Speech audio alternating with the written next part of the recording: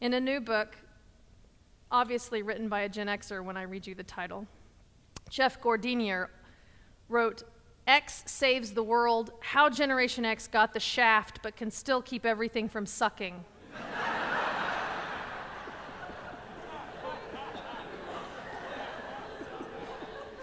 And how do you really feel? Jeff Gordinier believes that our Generation X's resistance to be labeled may have led us to miss our own successes. He writes, Generation X icons like Quentin Tarantino and Jon Stewart, along with Gen X triumphs like Google and YouTube and Amazon, among others. You could even count Barack Obama if you count 1961. Gordinier argues that Generation X is not what their stereotype asserts, and that they might be the most unsung and influential generation of all time. He writes, even Generation X stomping grounds of the past, the espresso bar and the record shop, the thrift store, have been resurrected in generational form. The new Bohemia, which was created by Generation X, is less a place than a headspace. It is flexible enough to bypass all of the old binary systems. It encompasses mass and class, mainstream and marginal, yuppie and refusenik, gearhead and Luddite. It is everywhere and nowhere in particular. Gordinier concludes, placed squarely between the boomers and the millennials, it's something like a national case of sibling rivalry, with millennials playing the part of the spoiled and naive youngest child focusing on acquiring the most stuff, and boomers acting as the self-righteous firstborn. Sorry.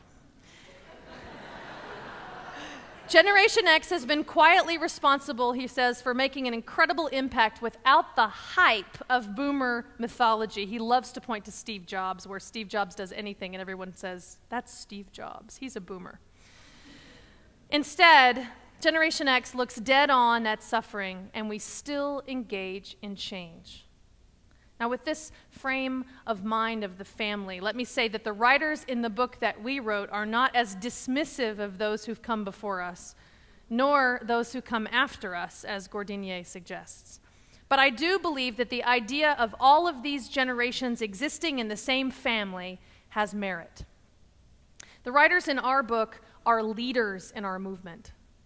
And they are leading churches and initiatives that require them to bridge the gap between generations, to hold up tradition and to seek new ways to communicate, to find a middle path.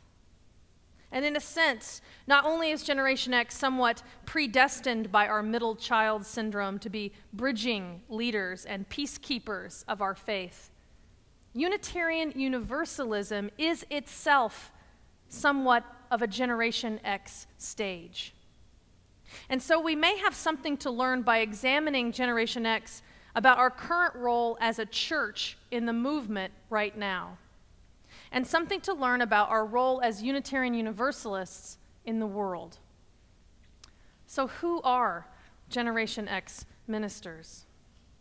If nothing else, we are a third wave of ministers coming online since the Unitarians and the Universalists merged together as a single denomination in 1961. The first wave of Unitarian Universalist ministers brought the two denominations together.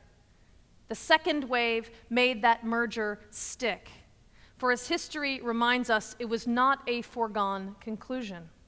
There was resistance even in the initial agreement, especially by congregations like our own who had been in existence long before the association was ever thought of.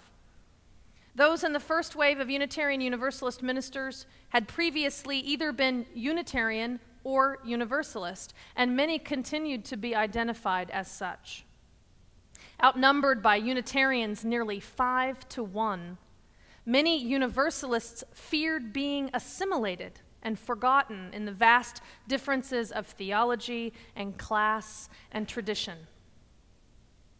The second generation of Unitarian Universalist ministers still held memories and experiences of pre-merger Unitarian Universalism. They are those who went to work to make that which we have created viable and recognizable and strong.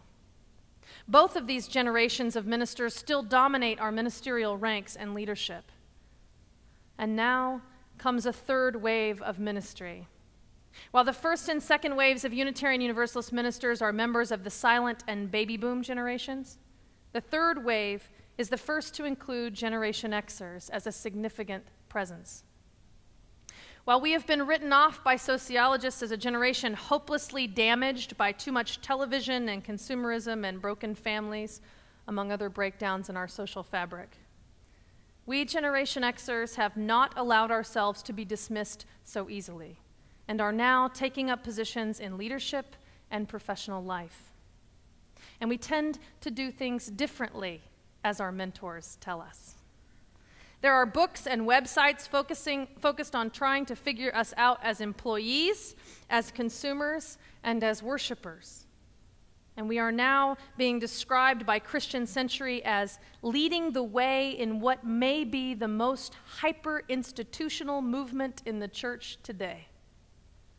A generation who gets change, who understands that institutions are valuable, who values the past and refuses to stay stuck in it.